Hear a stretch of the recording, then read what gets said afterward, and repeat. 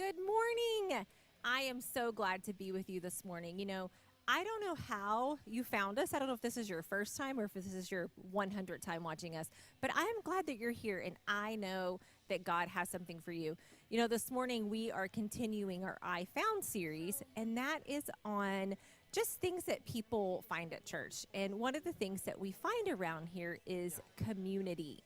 And so I want to encourage you while you're watching this morning, in the comment section, say hello, comment, let us know where you're watching from. You know what? Let us know what's going on in your life. What are you excited about? I know for me, I am really excited about the end of school because with the schedules and having the kids in school, I love summer, and I love when we don't have to have a schedule and we can hang out with the pool. And Mother's Day is also coming up, which is one of my favorite holidays because it's a holiday that I get together with my sister and my mom and my daughters, and we kind of just relax. It's a low-key holiday. And so you know what? I guess you could consider this your warning. Mother's Day is coming up. You might need to go ahead, get on Amazon, send your mom a gift. And I also know that Mother's Day, sometimes it's not easy for everybody, and I want you to know that we understand that and that we're praying for you. So, like I said, engage in the comments. Let us know where you're watching from, because at Rock Point, we believe that we are all one church. We have multiple locations, but we're one church. And one of those locations is right there in your living room. So be a part of the church this morning. We have a great message planned.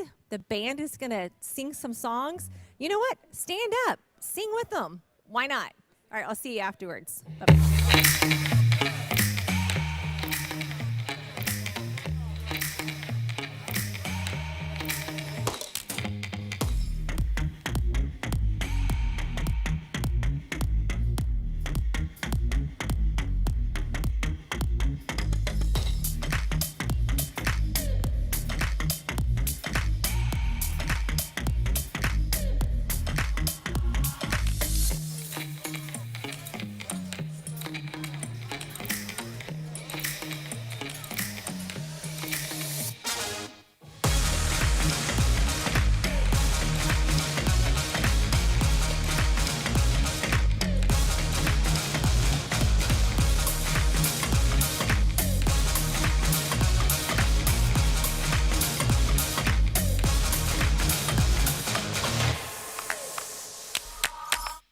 Come on, let's stand on our feet.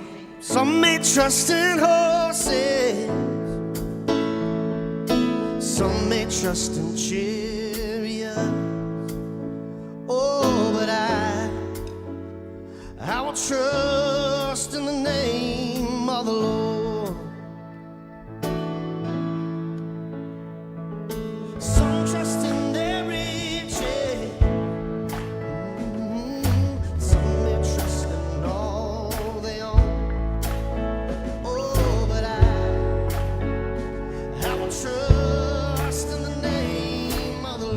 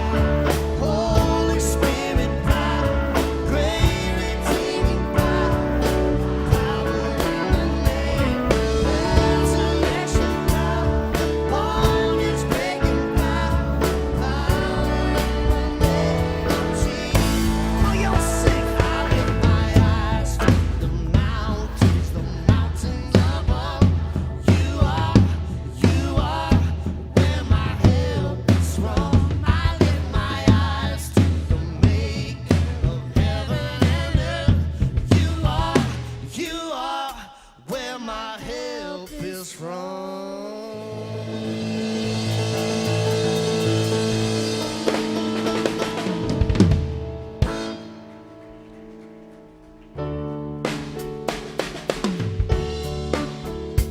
How y'all doing this morning? Y'all can do better than that. I said, how you doing this morning? Well, y'all put y'all's hands together. So here's the deal. This morning we want to have what's called a sing-along. So in a little bit, we're going to sing songs. If you've been coming to church here for a little bit, you'll know. If not, I'm sorry. Just sing I Love Watermelon or something like that until you catch on. So this morning I asked the band, I said, guys, we got to bring it this morning, all right? And we're ready for that. But we want you to just sing it out this morning. Whatever you're feeling, feel free, feel loose, clap along. Whatever you're feeling this morning, we just want to have a good time. Can we do that this morning? Can we do that this morning? All right, here we go.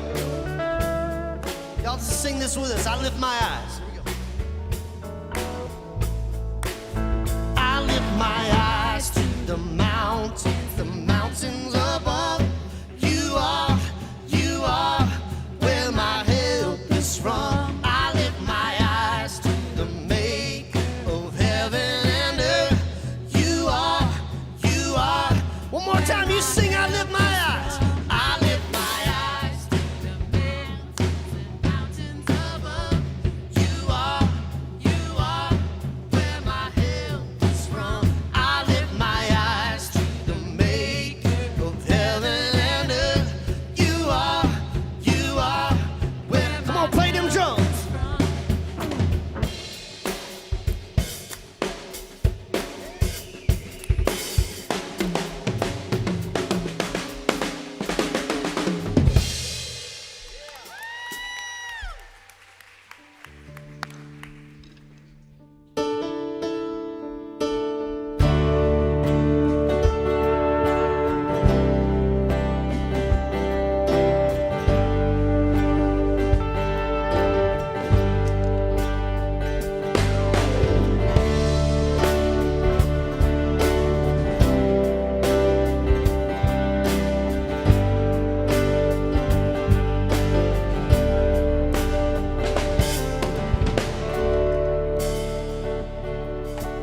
God, I'm on my knees again. God, I'm begging, please again. I need you. Oh, I need you. Come on, sing with me. Walking down these desert roads, water for my thirsty soul. I need you. Oh, I need you. Sing it. Your forgiveness is like sweet, sweet honey on my lips. Yes, it is. It's like the sound of a symphony to my ear. It's like holy water on my skin.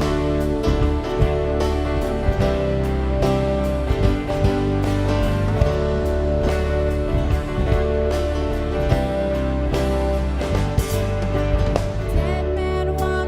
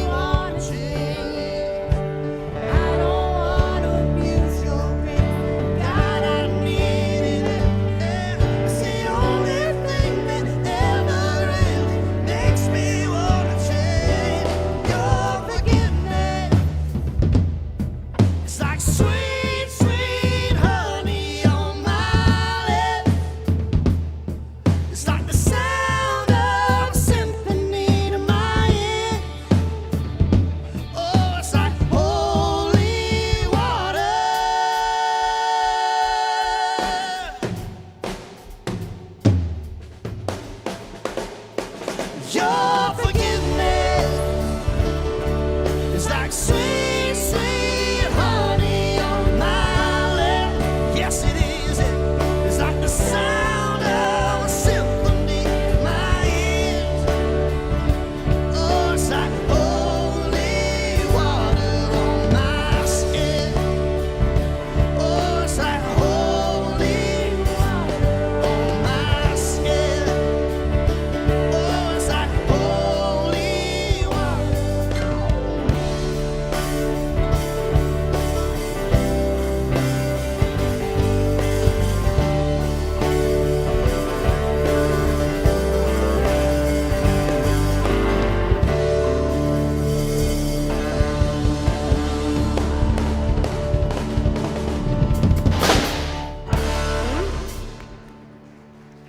Wow.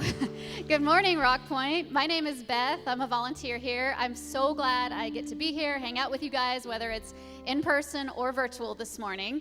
If it happens to be your first time here, in person or virtual, we're just glad you came to check out this place. Our family first walked in 8 years ago. They haven't been able to get rid of us yet, and so they're trying, but we're here to stay. And so if it is your first time here, we would love to give you a free cup of coffee in the form of a gift card. And to get that, in person or virtual, check out your screen. There's a phone number on there, 512-710-2323, and there's a keyword on there. Just text that keyword to that phone number, and we'll get you your free cup of coffee. Let's do some more loud singing.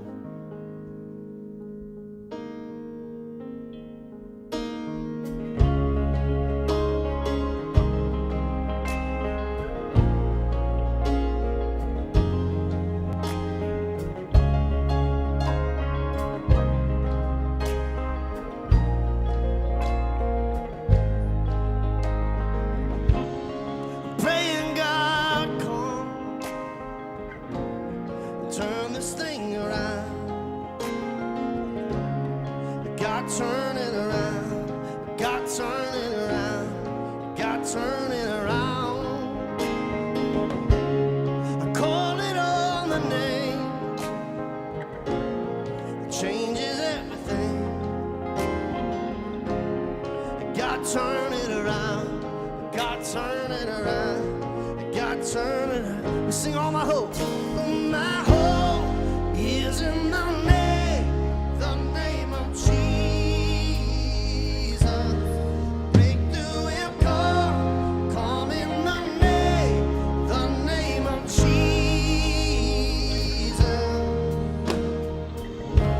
I'm praying God come, turn this thing around. God turn it around. God turn it around. God turn it around. Oh, I call and sing it. I call it on the name that changes everything. God turn it around. God turn it around. Come on, somebody say it. All of my hope is in the name of Jesus. Breakthrough will come in the name of Jesus. God turn it around. God turn it around. God turn it around. God turn it around. God turn it around. God turn it around. Sing. He is up to something. He is up to something. God is doing something right now. He is up to something. He is up to something. God is doing something right now. He is healing someone. He is saving someone. God is doing something right now. He is healing someone. He is saving someone. God is doing something right now.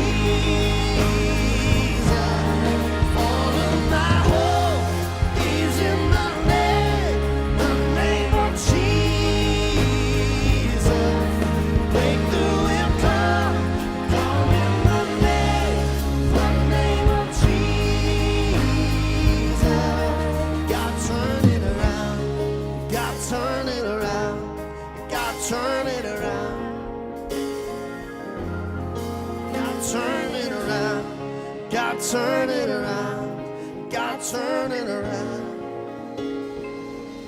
Well, let me hear you sing. He is up to something.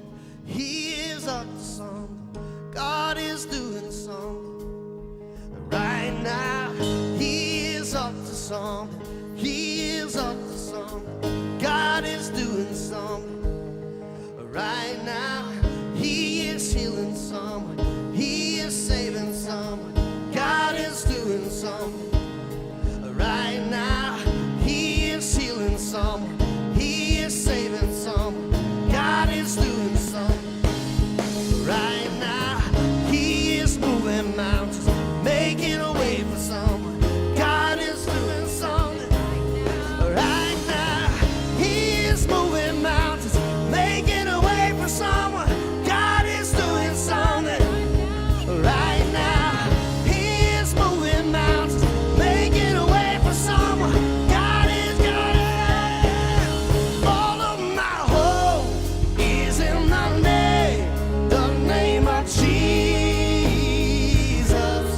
Breakthrough will come in the name of Jesus. Take my wallet out. God turn it around. God turn it around. God turn it around. God turn it around. God turn it around. God turn it around. God turn it around. God turn it around. God turn it around. You see, God turn it around. God turn it around. God turn it around.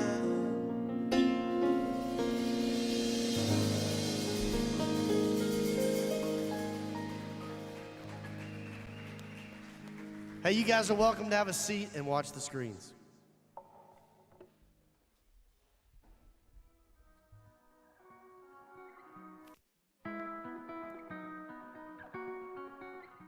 I'm sitting in the parking lot of the Yellow House, a place where 43 recovery meetings a week take place. One day, I sat in a parking lot just like this. My life was messed up and I needed help out of the pattern of living that had left my life broken.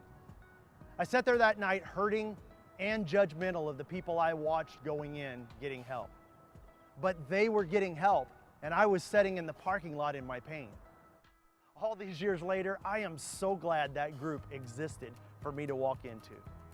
Addiction affects not only those in its grip, but their families who suffer with them, their friends, coworkers, employers, and anyone who shares the road or interacts with them. Helping people and their families have the tools to heal from life's hurts is our passion and our purpose. Recently, the landlord sold the property and gave notice to these 43 recovery meetings that they needed to move to make way for new city construction. So they jumped into action and now have purchased 3 acres in Leander and need to build the new home for these meetings. Every one of us has been affected by addiction in some way. We need these 43 recovery meetings in our city every week, and we can do something about it. I am introducing Project 43. This is our initiative to give $25,000 between Easter and Mother's Day towards building a new home for these meetings. If we all do something, this is an easy win for Rock Point Church, and it is a life-changing win for those who will attend these 43 meetings. Look, I'm not asking you to give to a church. I'm asking you to give through a church. And 100% of all Project 43 funds will go directly to this cause. Not one penny will stay here. So let me ask you, will you give today and help and offer 43 opportunities a week for people to get out of the parking lot and walk in and get help?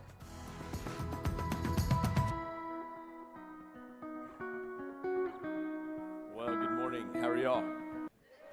Hey, I'd like to say good morning to everyone online. Thanks for joining us. My name's Mario. I'd like to say a special hello to everyone out in Liberty Hill. You guys can make some noise. And the same in the room. You know, we like to be, you can respond to what's going on. If you agree with something, you can clap, whatever. I'm just glad you're here. And if we've never met, I want you to know my name is Mario. I am the campus pastor out at our location in Liberty Hill, Rock Point, Liberty Hill. So I want you to know I'm so excited to be here. Excited that I get to wrap this series up. We've been talking about what we found at church. I found at church. You've seen some people wearing some shirts.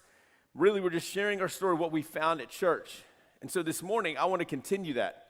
And you know, Shane did a really good job setting us up for this series, saying, you know what, this series is about people finding Jesus. He wanted to challenge us to say, you know what, I want this series up front to know, the people to know that this series is about finding Jesus, about people saying, you know what, I want to turn my life over to Jesus. And Shane did a really good job setting that up, and I want to continue that this morning and wrap us up. Going into today, I want you to know that as we end this series, today is about the question that every person must ask. It's a question that's it won't answer all your questions, but it is a question that every single one of us must answer. It's a question, it's the most important question about you and about me. When you get right down to it, this question is the most important thing about you and about me because it changes the trajectory of our life. It can, but it doesn't answer all your other questions. It can set those other questions into perspective, and it can change those. So, again, today is about one question, and we're going to talk about that in a second. But I want to start off with this. It's a question, well, I'll tell you again, this question is going to shrink all other questions, but today is not about when, it's not about how, it's not about why, it's not about any of those. Today, I want you to understand this, and you can write this down if you're keeping notes. Write this down. Today is simply about the word who. Simply about the word who, okay? It's not why, it's not what, it's not when, it's not where, it's about who.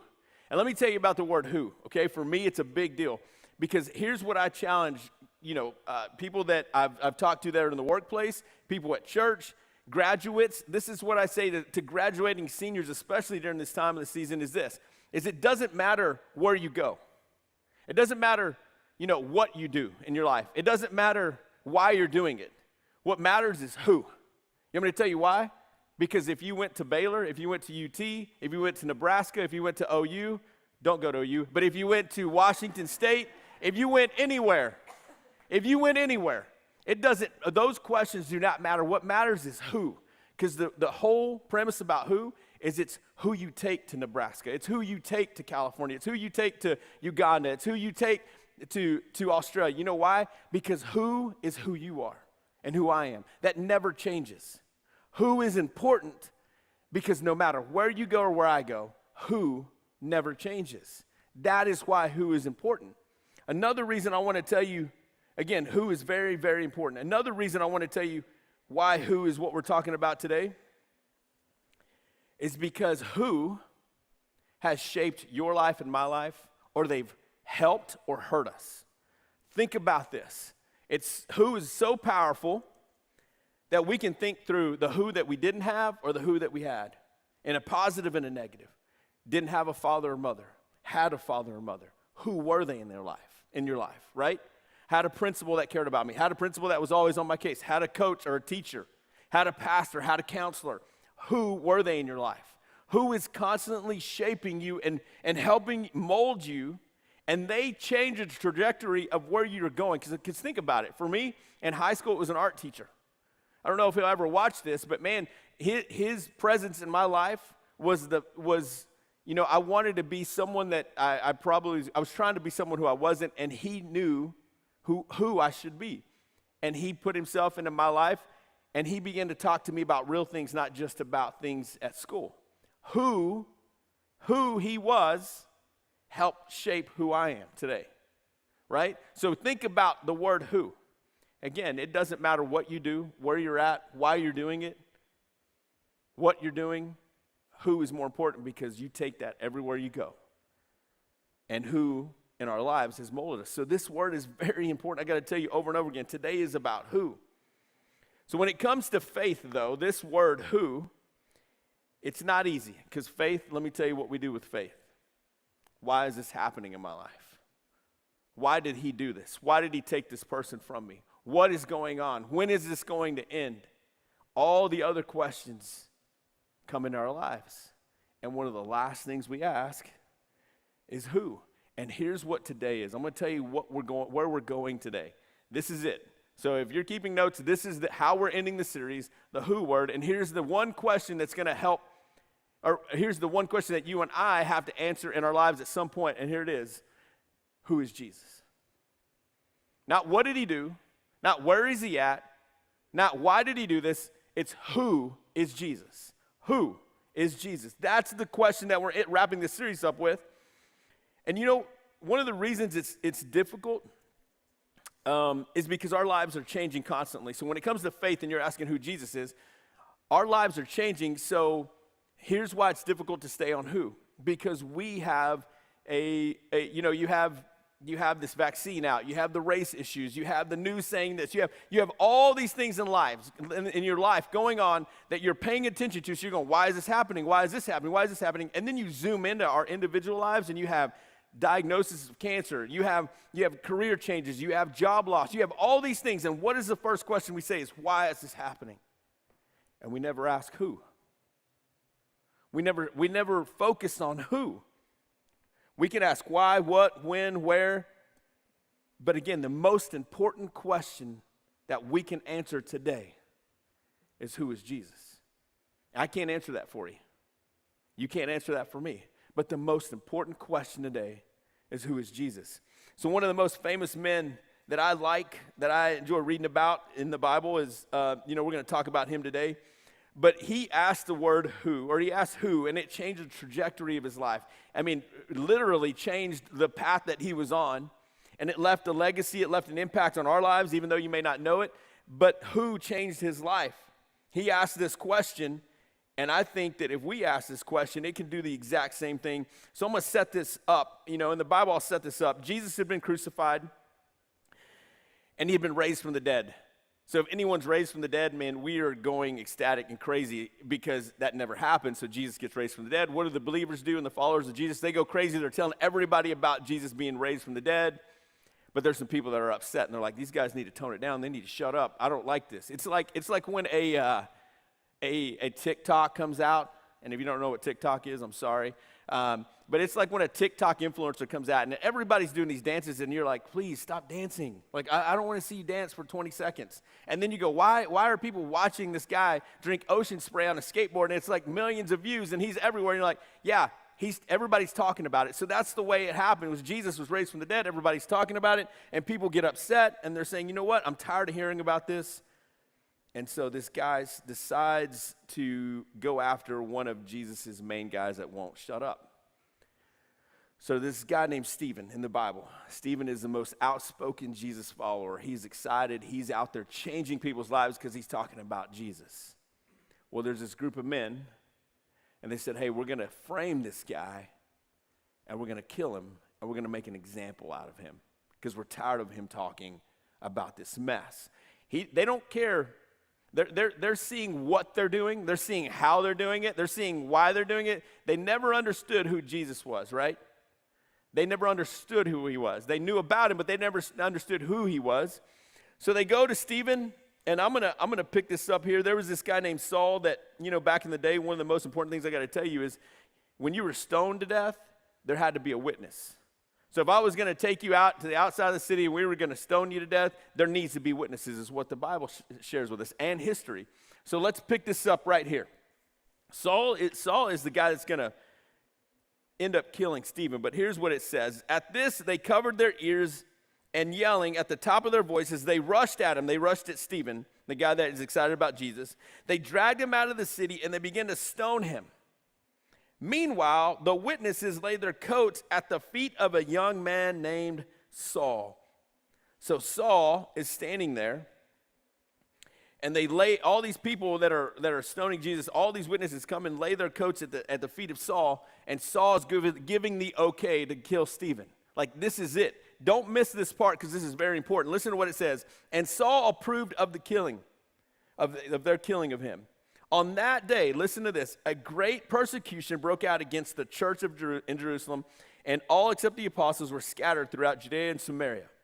So when this happened, I need you to understand, Saul had officially said, it's open season on Christians. It is okay to go out and kill them. Go find them. Now that they're scattered, go out and kill them. This is my passion. This is my drive. What I'm here to do is to end the church because I don't want them talking about this guy named Jesus. I don't care who he is. I know what he did. I know what he stood for. I don't know who he is, but I want to kill them all.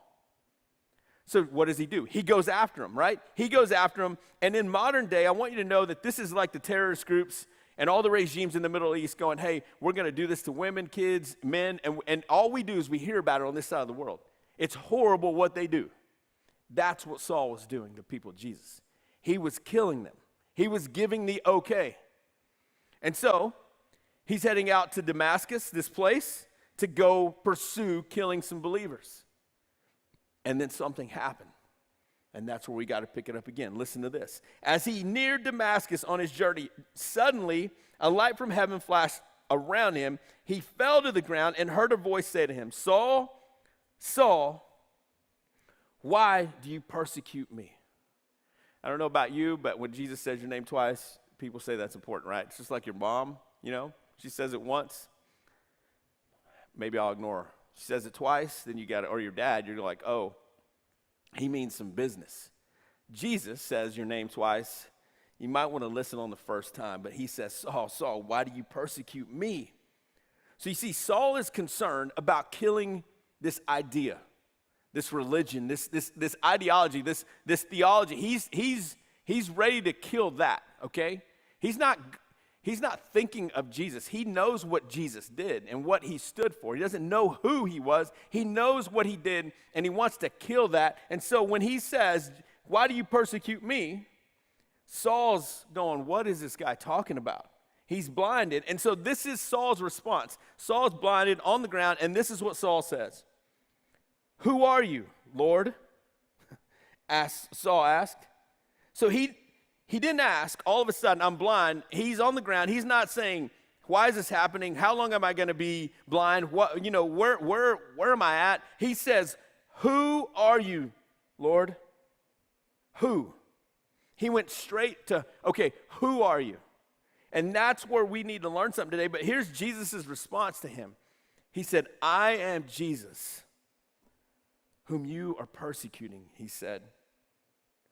So Jesus didn't even talk about the people that he killed. He said, you're persecuting me. You're asking who I am. You're persecuting me. Jesus went straight to the who. And this is where we can take something from today. And again, if you're taking notes, this question, again, today's question is something you must ask and I must ask, and we must get to the bottom of this in our lives. But here's what I want you to know about this question is this. Is Paul, if you'll bring up this note, it's this. Is Paul didn't get all his questions answered, right? He didn't get all his questions answered, but Paul recognized who Jesus was. And the reason his name is Paul now is because here in a little bit, you'll see that Jesus changes his name. But Paul recognized who Jesus was. He didn't get any of his questions answered, but in that moment, he recognized, oh no, this is Jesus. This is who he is. And so I believe for you and me today, and all of us watching, I believe that we don't recognize Jesus because we're asking the wrong questions, and most of us aren't blind. We can see, we can hear, but we're focused on the wrong questions. And when you're focused on the wrong questions, at the end, when everything's said and done, those questions have led you to this conclusion. And if you're asking the wrong questions, guess what? You get to the wrong conclusion. But if you have to ask the right question, you get to the correct conclusion. So I'm telling you, if we ask the wrong questions, you're going to end up in the wrong place. Why, when, where, how? That doesn't go anywhere. Who goes back to Jesus, to the heart of Jesus. And again, some of us have great questions about our conscience, our upbringing, our background, our church, organized religion, all that. But who is more personal than any of these other questions? Who is more personal to you than any of those other questions, right? So we got to get back to Saul in just a second, but here's what I'm saying. I think some of us, like me, I would say, okay, if I was driving down 183 and a light flashed and I couldn't see anymore and I heard a voice And if we stop right there, I'm sure some of us drive like we can't see, and the voice we're hearing is our spouse or our kids going, hey, Dad, learn to drive. And you're like, shut up, please, I know how to drive. And then some of us drive like, and those voices are the other people next to us yelling at us because we can't drive. But here's the thing. It's a whole nother talk, right, for another day. But here's what I'm saying is if you and I can say, hey, if the light flashed right now and I fell to my knees, I'd believe too. Well, what that's telling me is this, is all these other questions are just excuses that you're not going to go figure out who is Jesus. Like all those other, you're just telling me that the reason you haven't asked Jesus who he is in your life is because you're okay asking these other questions. You're focused on these things. You're saying that's what's keeping me from asking who Jesus is. And let me tell you, I'm not the oldest guy in the room and I'm not the youngest, but at 38, all these other questions that I've asked, why did I lose this person when I was 18? Why did we get relocated? Why did I have to spend 8 years at this place? Those things have never been answered. Never been answered. And that was 18 years ago, over 18 years ago. Focused on who, and you begin to see clearly what these meant. So, I believe that we're focused on different questions, but who is very important to us. There has to be a time in our lives that you and I have to focus on who and not what, when, where, how. And the most important question to you and I today is who is Jesus? Because it's going to end at the end of everything. Who you're focused on goes to the heart of Jesus. Why, when, where, what, those things are always going to change. And if we're focused on the wrong questions, you end at the wrong location. We have to focus on who is Jesus. And this is what I learned in college. Set this whole perspective for me. Is heaven is not a place. I'm sorry to tell you that this morning, but heaven is not a place. It's a person. Yes, you're going to have all these questions. You know what, God, when I get to heaven, I'm going to ask, you know what, why did you leave the light on when I said, hey, would you turn it off if you're real? Hey, why did you do this? All those are going to seem so minute when you get to heaven, you see the face of Jesus. Heaven is not an idea. It's not yes, it's a place, but you're not going, when I get there, it's all about why. When I get there, it's all about what. When I get there, it's all about where. No, you know what? It's a person. It's Jesus. So who is Jesus to you? I can't answer that. But if you want to ask all these questions, I'm telling you, in history, not all those questions have been answered. But who is Jesus is available to all of us. And so heaven is not a place, it's a person, is the way I see it. And then not in closing yet, but when I go, how do we sort this out in our lives today? So what do we have to do today? And here's what's crazy, is it's not over for Saul, right? Saul got blinded. He fell to his feet, fell to his knees. God said, hey, get up and walk to this town. He had a couple of guys with him. The Bible says they lifted him up, and they walked with him, and they stayed with him for 3 days because he was blind. He couldn't drink water. Jesus gave him specific instructions to walk to this house. Well, as he's walking, Jesus comes to Ananias, this other guy, and says, Ananias, I need you to go meet Saul at this house. And if you're Ananias and you hear the word Saul, the name Saul, you're going, Jesus. I don't know if you know this, but this guy you're telling me to go meet has killed people because of you. And Jesus tells him again, twice, Ananias, go meet Saul at this place. And here's what's interesting. Ananias listens, but listen to the way Jesus responded about Saul, the guy who's killing. He said this, and I will bring this up. He said, I'm going to read this to you. You may not have the notes, but it said, go. Jesus said this to Ananias, go. This man is my chosen instrument to proclaim my name. So a man that's killed people, Jesus says, go now because this man is a murderer. He's condemned. No, Jesus said, he is my chosen instrument to proclaim my name. Hold on. So you're telling me that this guy screwed up, saw people murdered, gave the okay. what I would say is we need to put him in prison. You need to judge him right here. You need to stone him to death. But here's the creator of the world who says, let me tell you who you are. You're my chosen instrument. Chosen. You've been picked. I don't know if any of you have ever been picked last for a team. That sucks. Like, seriously. You're sitting there going, oh, okay. And then you're standing there with a girl. If I was a guy back when I was playing football, and she was a girl and I was a guy, not that girls aren't as good as I was at football, but they would pick her and I'd go, sucks to be me. Or if you're the guy picking people, you're going, hey, her, him, her, and it's like kickball or dodgeball day at school, and you want the guy that's the biggest, and you're like, I don't want, and all of a sudden you're stuck with all the people that you don't want to be stuck with, and you're like, man, we're going to lose. And Jesus goes like this, you're chosen, and I choose you. You're chosen. I don't care where you work. I don't care who you work with, right? I do, but here's what I'm saying. I don't care where you work, what you're doing, why you're there, how it's going. You're chosen for that opportunity. You're chosen for that influence. So, Jesus says he's my chosen instrument.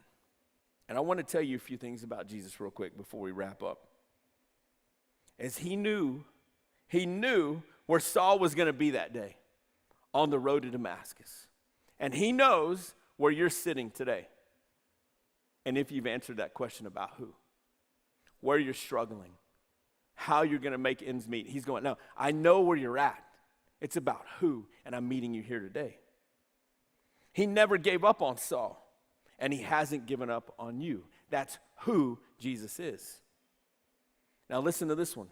He knew the influence that Saul could have, and he chose him. He knows where you work. He knows what family you're a part of. He knows the life situation that you're in.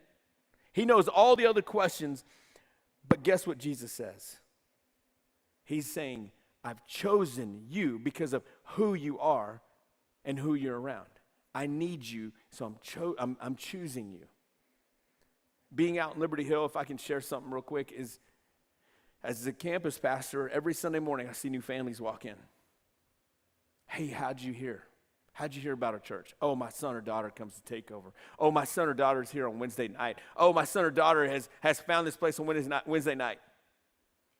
Can I tell you something? One of the most amazing things as a pastor is to see students lead back through their family tree, and they're the reason that their life has changed. Their mom, their dad, their sister, their brother. You're chosen. You're here for a reason. Jesus knows why you're here. And then here's the last one, is he gave Saul a new name. He called him Paul. And I don't know you know this, but Paul wrote a majority of the rest of the Bible in the New Testament that you and I read, that you and I come to church for. Talk about influence, life change, the ripple effect of one person saying, who are you? Who are you? And I'm not saying you're going to write 1,000 books and you're going to make a living, but here's what's more important to me is Jesus is going. For those of us that have asked the question, who's Jesus? And you say, hey, he's my Savior, I'm a believer, I'm a follower of Jesus. Here's what he's saying to you today. So if you're a non-believer, you're off the hook for a second. But if you're a believer in Jesus, you're a follower, and you go, I've asked that question, how important it is if Paul wrote this Bible and he changed the world, you're the only Jesus that some people see at your place of employment. But maybe what they hear is more whining and complaining than the face of Jesus. So when we're not in a situation, myself included, I complain, I get upset, rather than going, who do I need to be for this guy, for this gentleman, for this lady, for this family? Because you're the only Jesus that they see. You're the only who that they see. And sometimes, if I'm the only Jesus they see and they go, nope, that's not what I want, the ripple effect in that family could be horrible. So who you are and who Jesus is to you is so important that when you walk out these doors, your waitress, your person on the phone that you're upset with because, you've been charged twice, The people that you come into contact with your work, your employees, your employer, you're the only Jesus that they may see. So who you are is very important. And you have to answer it first by going, who is Jesus? And so I want to end the series the same way Shane started. For those of us that said, I've never asked Jesus to come into my heart. I've never figured this out. I have all these questions about organized religion and about theology and all this. Cool. I did too. But who Jesus is to you is more important than all those other questions, because who will change and maybe lead you through the answers of all those, but who Jesus is to you is more important because he chose you. And so this morning, I'd ask a couple things from those of you that say, hey, I don't believe in all this. Simple first thing is this week, take this step and just say, okay, I'm going to wake up every morning and just say, Jesus, who are you? Show me who you are. Show me who you are. I'm not believing in all this, but show me who you are, because Jesus will show you who he is. He did it to Saul, and he changed his life. He did it to us here, and he changed our lives. But if you're on the verge of going, I'm in, I just need Jesus in my life. Well, I'm going to pray for you. And I'm going to ask you to pray with me. And then I'll pray for all of us.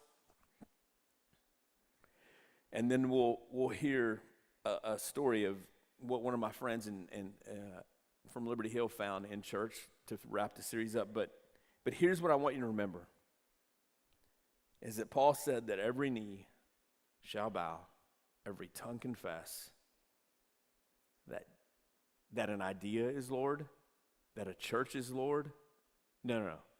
That Jesus is Lord. Everyone's going to know at some point. We have to ask, who is Jesus to me? Let me pray with you. So this morning, I just want to focus on someone that maybe you're here and you're going, I don't know who God is, I don't know who Jesus is, but I want him in my life. Simple prayer from your heart. All you have to say is this, and I'll pray with you, is just say this. Jesus, would you show me who you are? Would you make yourself real to me and my family and my circumstance, because I need you and I need to know you every single day of my life? Would you make yourself real to me right now? Would you forgive me for my sins? And that same power that you were raised from the dead, would you just change my life from this moment forward? And would you show me who you are? And just in that moment, if you've prayed that, please let me know somehow. You can shoot the church a message. I want that just to know that, hey, you have a family that's proud of you and that he chose you. He chose for you to be here today and to listen wherever you're at today. And for all of us that say we're a Jesus follower, let me pray and wrap this up. God, I pray that we never take lightly the fact that we sit in a cubicle, that we meet with people every week, that we have a boss that annoys us sometimes. God, the coworkers that we're annoyed with, God, I pray that we never take that lightly, because that is an influence into their lives to go, I need to show them who Jesus is. So God, I'm praying this morning for those people that are struggling with that you would be real to them, that you would be real to us and say, don't give up because you're chosen. You are chosen, and I know where you're at, and I'm right there with you. God, I pray for every single person, wherever we're listening, to remember that you've chosen us right where we're at for this moment in time to help the people around us. God, and most of all, thank you for the heart of Jesus, who never gives up on us. And it's your name I pray. Amen. Hey, watch this quick video of my friend Ashley.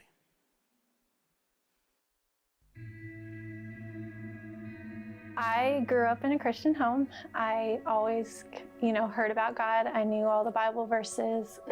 I never questioned God. And so growing up, I had a lot of fear of, why am I not good enough for these friends? I always felt like, I would make friends and then they would just go away.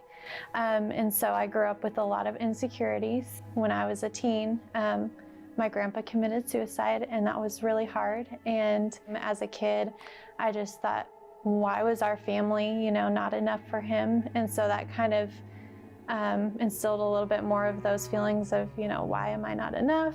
What's wrong with us? What's wrong with me? When I was in high school, I started dating the first guy I had ever dated, and then eventually out of high school got married, and we were both really young. And so I thought, this is it, this is my forever. And then about a year into our marriage, he turned into somebody that I didn't marry, and it was really hard, and the whole thing was just heartbreaking and just confusing. And so we ended up getting a divorce. Those thoughts of why am I not good enough, what's wrong with me, that just kept replaying over and over in an even bigger way. And so after that, it was just, I kind of went on a downward spiral for a while. Just was, hurting relationships, just self-sabotaging. It was just a big mess, and I was struggling a lot. I had turned away from God. I was just done with all of it. And eventually one day I just thought, okay, I can't keep doing this. Like, this is not how my life is going to be anymore.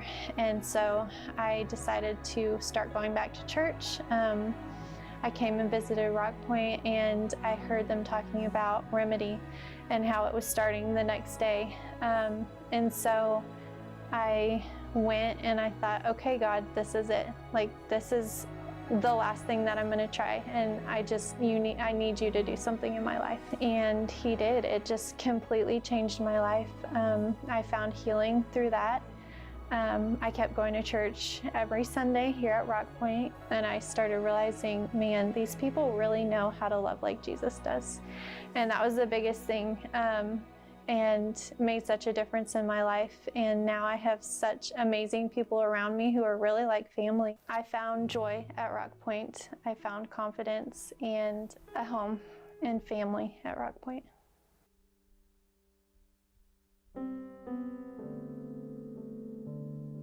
Well, wasn't that great? Yeah.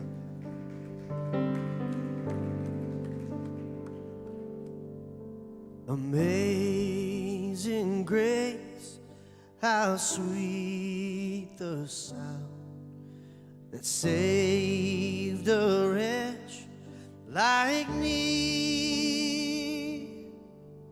I once was lost, but now I'm found. Was blind, but now I see.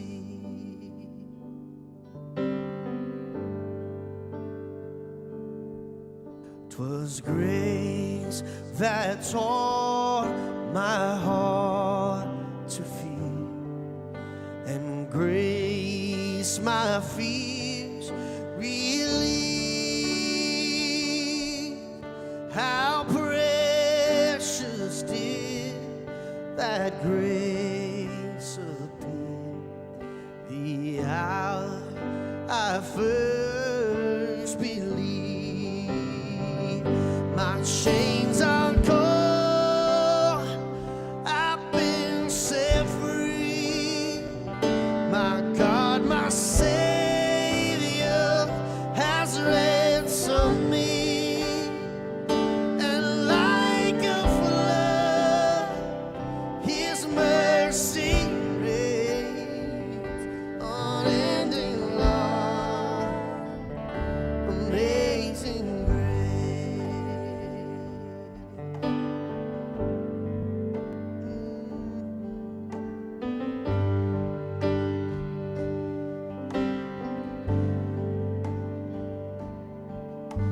The Lord has promised good to me. His word, my hope secures.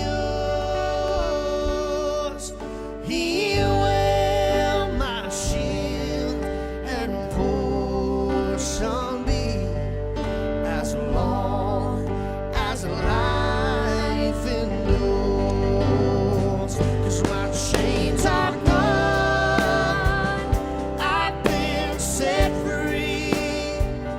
My God, my Savior has ransomed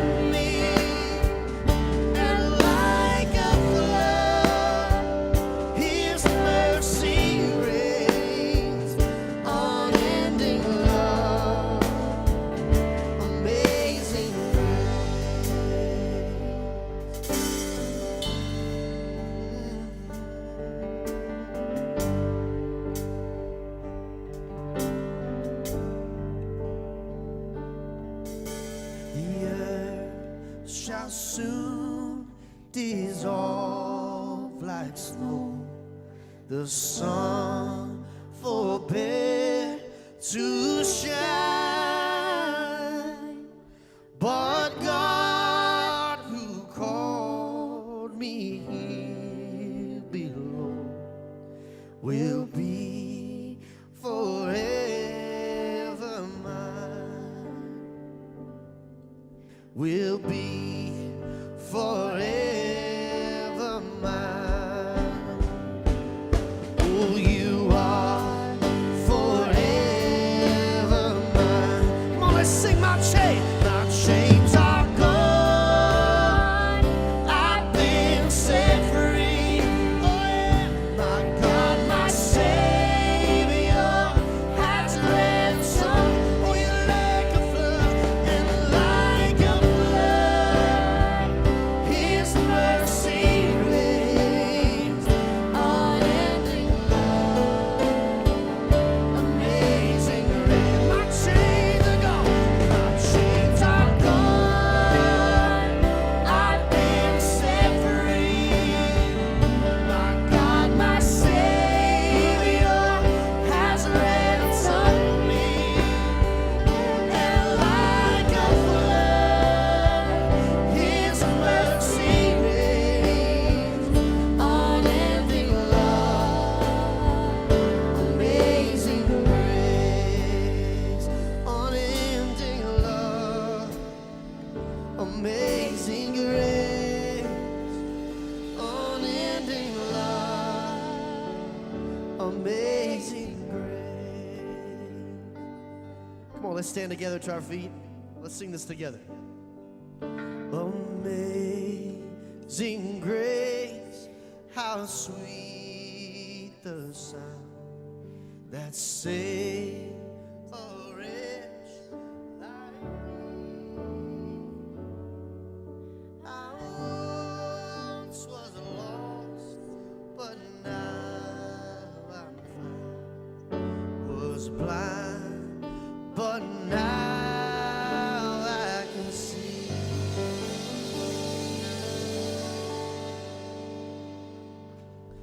Y'all ready to sing another song?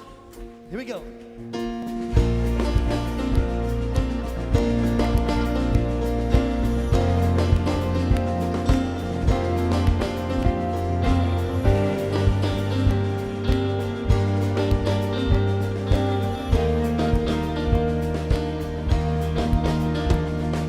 Come all you weary, come all you thirsty, come to the well that never runs dry. Oh, drink of the water, come and thirst no more. Sing it. Come all you sinning, come find His mercy, come to the table, He will satisfy. Taste of His goodness, find what you're looking for. For God so loved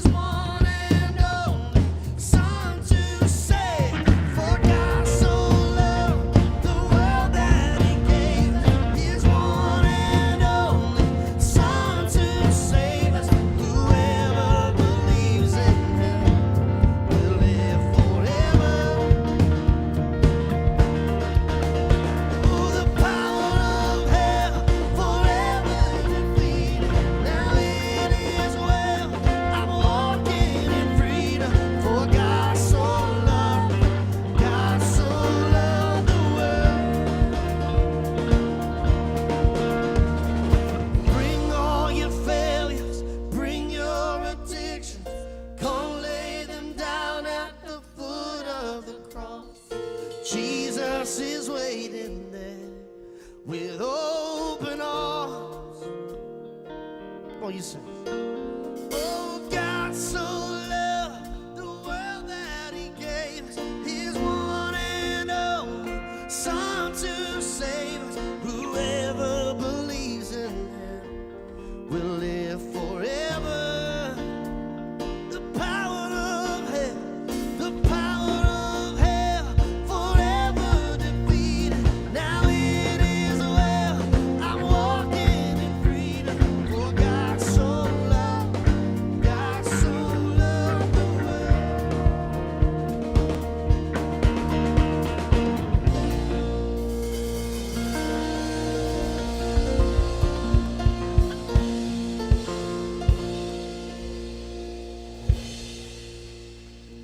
You know, after a message like that, I just pray that you heard exactly what it was that God had to say to you. And you know, one of the things about Rock Point is we always want you to be moving forward. We always want you to take that next step. And one of the ways we do that is we have some next steps for you. You can scan the QR code and it's going to pull up some next steps. And your next step could be completely different from anybody else around you. Your next step could be just letting us know that it was your first time watching. It could also be sharing a prayer request with us. Whatever your next step is, let us know. All right. Right now, we're going to go to the family experience, which is my favorite time of the service. So gather the kids around and have a seat. Or actually, you know what? Have the kids stand up, dance a little bit, and enjoy this. All right, we'll see you next week.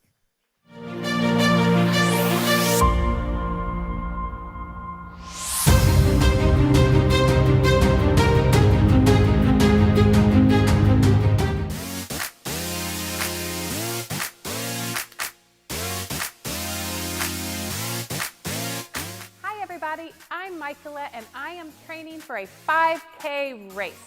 If you've ever run a 5K, you know it takes a lot more than just putting your running shoes on. It takes commitment. Commitment is making a plan and putting it into practice. In today's story, the Apostle Paul wrote about training for a different kind of race. Did you know that some writers of the Bible talk sports?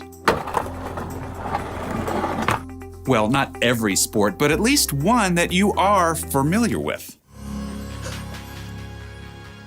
Yep, running. Running has been around ever since God created people. In fact, the Apostle Paul uses running as an example in one of his letters to the church in Corinth. In a race, all the runners run, but only one gets the prize.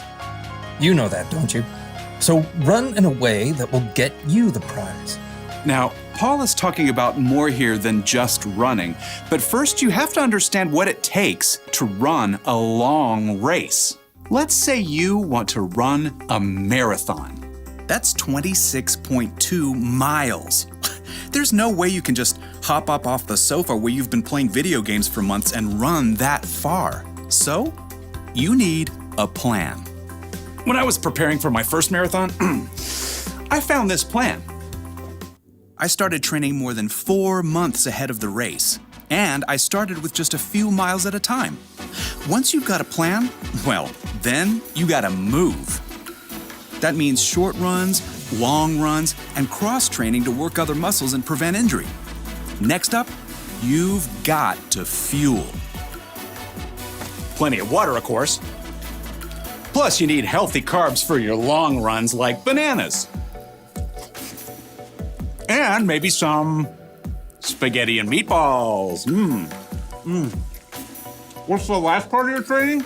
Get ready for it. Rest. If you don't rest and let your body recover, you'll get burnt out or injured.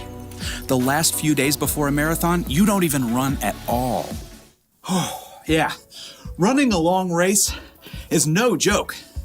But Paul says what we're doing right now, you and me, is even more important.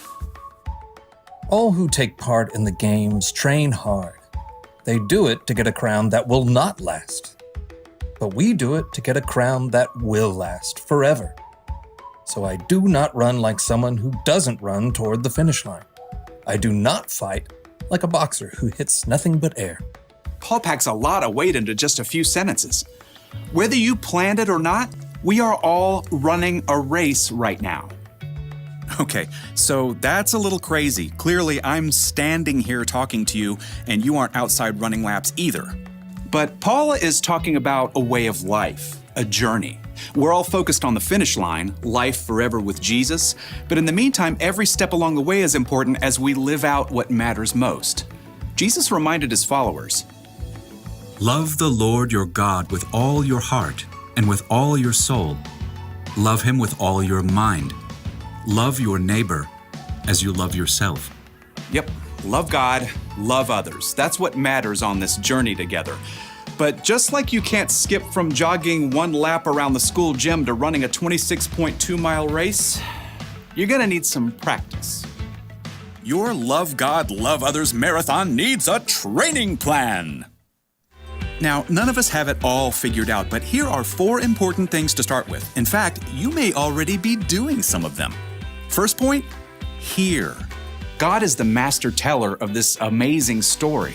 He's the author of this whole race, so the most important thing is learning to hear from God. That means digging into God's word and hearing the stories and wisdom from people who walked with him. And you can also hear from God from people around you in your life who know and follow him. Now, here's the second step in training for our Love God, Love Others marathon. Pray. Okay, when you hear pray, you might think, In nomine Patris et Filii et Spiritus Sancti.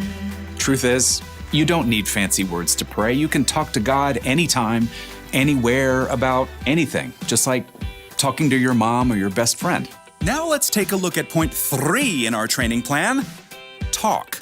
Hello out there! Tell other people what God has been up to in your life, what's changing, how you're learning to love others better. And here's the final point in your Love God, Love Others training plan. Live.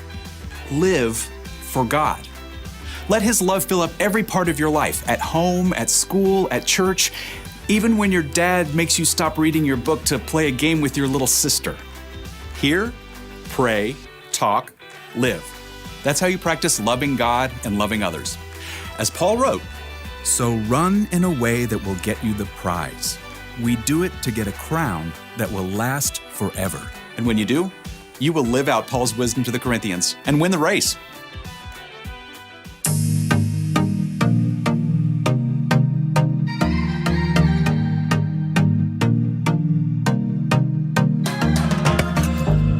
Your plans for me are good. You hold my future. You're working all the time. You're the mountain mover. From sunrise to sunset, till the sun comes back up again. You're by my side. You started a good work in me. I know that you will complete it. You will see it through, yeah. I know that you're still working on me. And everything that you say you'll do, 'cause I believe that you are faithful, oh, you are faithful, oh, you are faithful. I'll trust your every word, 'cause I believe that you're working for my good. Yes, you're committed. From sunrise to sunset, till the sun comes back up again. You're by my side. You started a good work in me. I know that you will complete it. You will see it through, yeah. I know that you're still working on me. And everything that you say you'll do, 'cause I believe that you are faithful, oh, you are faithful, oh, you are faithful. You are my hope, you are my future. You are the mountain mover. You are faithful. You are my hope, you are my future. You are the mountain mover. faithful. You started a good work in me. I know that you will complete